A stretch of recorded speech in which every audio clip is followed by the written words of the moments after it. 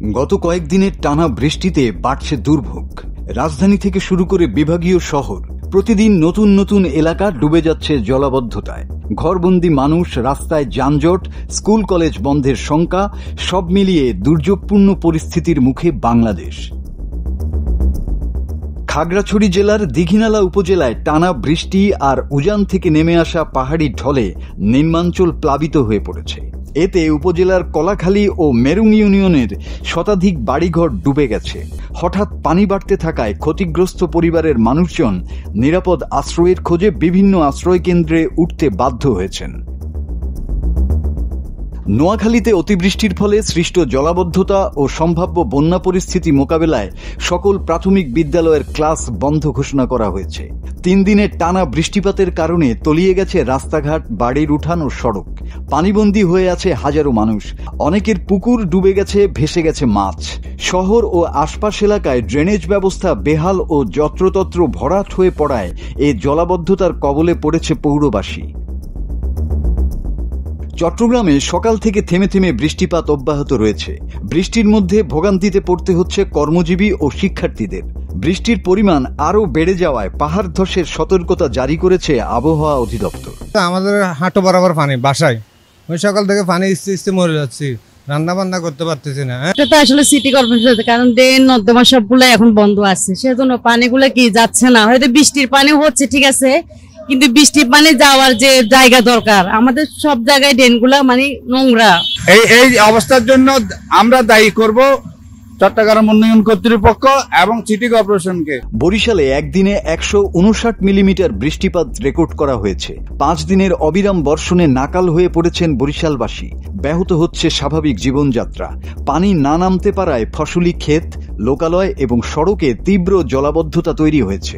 আমাদের এখানে পানি উঠছে, পানি উঠে সব আমরা খাটের উপরে জিনিসপত্র উঠে রাখছি, এখন পানির মধ্যে দাঁড়াই আছি। পাকের ঘরে পানি, সব জায়গায় পানি। খাদ্যদ্রব্য যা ছিল টুকিটাকি আটা ওটা সব ভিজে গেছে। কাজেই এখন আমাদের খাওয়া দাওয়া একরকম বন্ধই। ঘরে পানি উঠে গেছে, ঘরে চুলা পানি উঠে গেছে, আমরা খাওয়া দাওয়া করতে পারতেছি না। কিভাবে কি করুম আল্লাহ মালুম জানে। আমরা নগরবাসী ভালো নাই, কারণ 2 জগৎ লাগাতার বৃষ্টি হচ্ছে, আমাদের বাচ্চাদের স্কুল চলতেছে, পরীক্ষা নিতে পারতেছি না, রাস্তায় পানি উঠছে এবং আমাদের মানে কর্ম ব্যস্ততা কমে গেছে এবং কোন কাজকাম সব মানে আমাদের হয়ে গেছে, মানে কোনো কিছু করা যাচ্ছে না। 2 দিন যাবো আমরা বরিশাল মানুষ জিম্মি হয়ে গেছে। খুলনায় গত 36 ঘন্টায় 88 মিলিমিটার বৃষ্টি রেকর্ড করা হয়েছে। প্রধান সড়ক থেকে শুরু করে অলিগলি সবখানেই পানি জমে যাওয়ায় চরম দুর্ভোগে পড়েছেন সাধারণ মানুষ, বিশেষ করে কর্মজীবী ও নিম্ন আয়ের মানুষেরা। খুলনা নগরে ড্রেনেজ ব্যবস্থা ভালো নেই, জলাবদ্ধতা এরকম একটা অবস্থায় পৌঁছে গেছে যেখানে হচ্ছে একটু বৃষ্টি হলেই প্রতিটা এলাকায় রোডঘাট পানিতে ডুবে যাচ্ছে এবং এই পানিতে ডুবে যাওয়ার কারণে মানুষের পানি দিয়ে হাঁটাচলার কারণে তাদের বিভিন্ন ধরনের চর্মরোগগুলো হচ্ছে। যে পরিমাণ জলাবদ্ধতা কালকে বৃষ্টির কারণে সেটা দিয়ে চলাচল করা খুবই কষ্টদায়ক এবং এটা নিরূপায়ের জন্য আমাদের যে আশেপাশে ড্রেন রয়েছে সেই ড্রেনের আবর্জনা এবং ড্রেন সংস্কারটা খুবই জরুরি। তবে সবচেয়ে ভয়াবহ অবস্থা সৃষ্টি হয়েছে ফেনীতে। প্রবল বর্ষণ ও উজানের পানিতে মুহুরী, কহুয়া ও সিলোনিয়া নদীর বন্যা নিয়ন্ত্রণ বাঁধের 14টি স্থান ভেঙে গেছে, তলিয়ে গেছে 30টি গ্রাম। এতে হাজারো মানুষ হয়ে পড়েছে পানিবন্দী। ইতোমধ্যে প্রায় 1.5 শতাধিক মানুষ আশ্রয় কেন্দ্রে এসেছেন।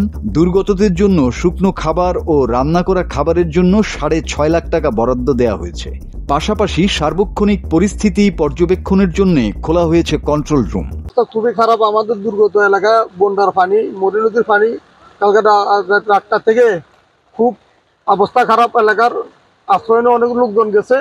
অবস্থা তেমনটা আমাদের ভালো নাই, কারণ কালকে রাত থেকে আমরা কষ্ট হতেছি। পানি, খানা দানা সব দিক দিয়ে কষ্ট হয়ে গেছে। মাল সামনা ঘরের সব নষ্ট হয়ে গেছে, পুকুরের মাছটা যা আছে সব চলে গেছে। মাসুদ হাসান, বাংলা টিভি।